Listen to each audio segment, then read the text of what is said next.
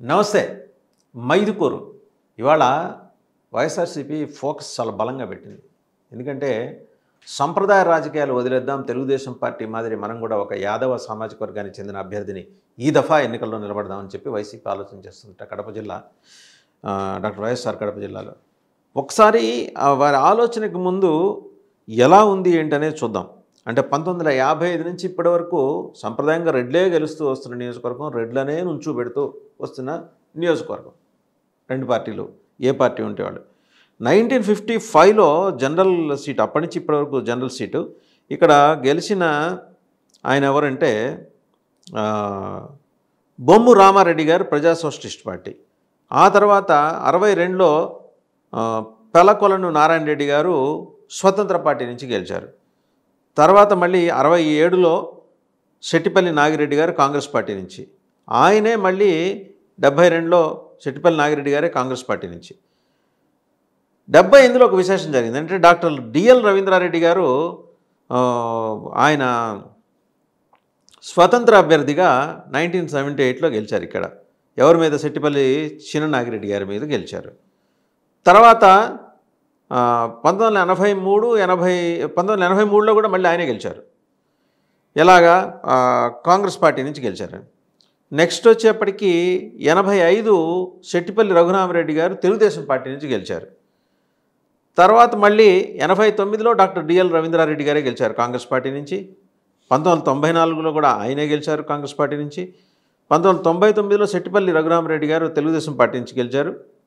2004లో రవీంద్రారెడ్డి గారు మళ్ళీ కాంగ్రెస్ పార్టీ నుంచి గెలిచారు. తర్వాత చూస్తే కనుక 2009 కూడా డాక్టర్ డిఎల్ రవీంద్రారెడ్డి గారు కాంగ్రెస్ పార్టీ నుంచి గెలిచారు. అండ్ 2014లో శెట్టిపల్లి రఘురామరెడ్డి గారు వైఎస్ఆర్సీపీ నుంచి గెలిచారు. తర్వాత మళ్ళీ కనుక చూస్తే 2019లో జరిగిన ఎన్నికల్లో కూడా ఆయనే వైఎస్ఆర్సీపీ నుంచి గెలిచారు. పుట్టా సుధాకర్ యాదవ్ మీద గెలిచారు. 2 దఫాలు ఆయన పుట్టా సుధాకర్ యాదవ్ మీదే గెలిచారు. ఈ దఫా ఏమైంది? 2024లో పుట్టా సుధాకర్ యాదవ్ గారు గెలిచారు తెలుగుదేశం పార్టీ అభ్యర్థిగా, శెట్టిపల్లి రఘురామరెడ్డి గారు ఓడిపోయారు. ఇప్పుడు ఏమైంది? రెడ్లకే ఇస్తూ వస్తున్న ఈ సీట్లో తెలుగుదేశం పార్టీ ఒక ప్రయోగం చేసింది. సుధాకర్ యాదవ్ని ఎప్పటి నుంచో ఫీల్డ్ చేస్తూ వచ్చింది, ఈసారి కూడా ఫీల్డ్ చేసింది, గెలిచారు. శెట్టిపల్లి రఘురామరెడ్డి గారు వయసు రీత్యా ఆయన తప్పించేసి ప్రస్తుతం ఆ పార్టీ నియోజకవర్గ ఇన్ఛార్జిగా ఉన్నారు ఎమ్మెల్సీ రమేష్ యాదవ్. ఆయన్ని నుంచోబెట్టాలని ఒక ఆలోచన. Quite good.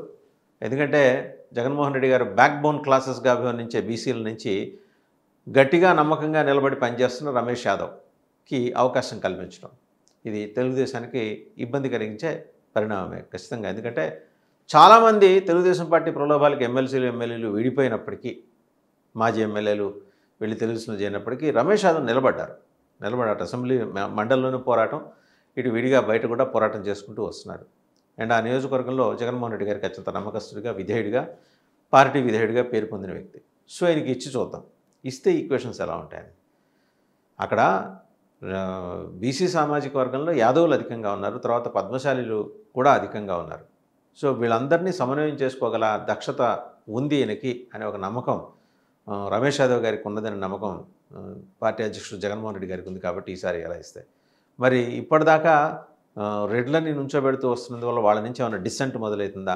ఎందుకంటే అటు ఇటు ఇద్దరు కూడా రెడ్లను మానేసి యాదవ్ని కూర్చోబెడితే రెడ్లు ఎటువైపు టర్న్ అవుతారు? ఈ సందేహాలు లేకపోలేదు. తెలుగుదేశానికి కూడా అదే బాధ ఉంది. రెడ్లు, ఎందుకంటే వాళ్ళకి సంప్రదాయబద్ధంగా రెడ్డి ఓటింగ్ ఉంది అక్కడ. వాళ్ళకన్నా ఎక్కువ ఓటింగ్ వైఎస్ఆర్సీపీకి, ఒకప్పుడు కాంగ్రెస్కి, ఇప్పుడు వైఎస్ఆర్సీపీకి. సో ఇప్పుడు శెట్టిపల్లి రఘురామరెడ్డి గారిని పక్కన పెట్టేసి రమేష్ యాదవ్ నుంచోబెడితే అటు యాదవ ఇటు యాదవ్ అయితే రెడ్లైన మా పరిస్థితి ఏంటి అని. ఇప్పటికే ఏంటంటే అక్కడేదో కొన్ని సమీకరణాల వల్ల రెడ్లకు అంత ప్రాధాన్యం లేదని ఒక మాట వినిపిస్తుంది.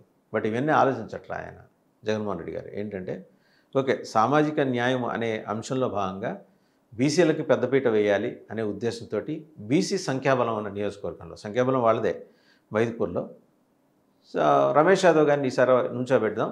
ఆయన అలాగూ జనంలో గట్టిగా తిరుగుతున్నాడు, మండల్లో కూడా తన వాయిస్ బలంగా వినిపిస్తున్నాడు, కాబట్టి ఆయన నుంచోబెడదాం అనే ఒక ఆలోచన. సో తెలుగుదేశం మాదిరే ఈ సంప్రదాయమైన రాజకీయాలు వదిలేసి ఈ తరహా రాజకీయాల్లోకి ఒకవేళ వైఎస్ఆర్సీపీ వస్తే రేపొద్దున ఒక టఫ్ ఫైట్ అక్కడ మనం చూడొచ్చు. ఇద్దరు యాదవుల నుంచున్నప్పుడు మరి సహకరించాల్సిన ఇన్ఫ్లుయెన్షియల్ సోషల్ ఫ్యాక్టర్స్ లైక్ అంటే ప్రభావితం చేసే సామాజిక అంశాలు, అందులో కులమే ప్రభావితం చేస్తుంది. రెడ్లు ఎలా ఉండబోతున్నారు ఏంటి అనేది మనం వేచి చూడాల్సిన అవసరం.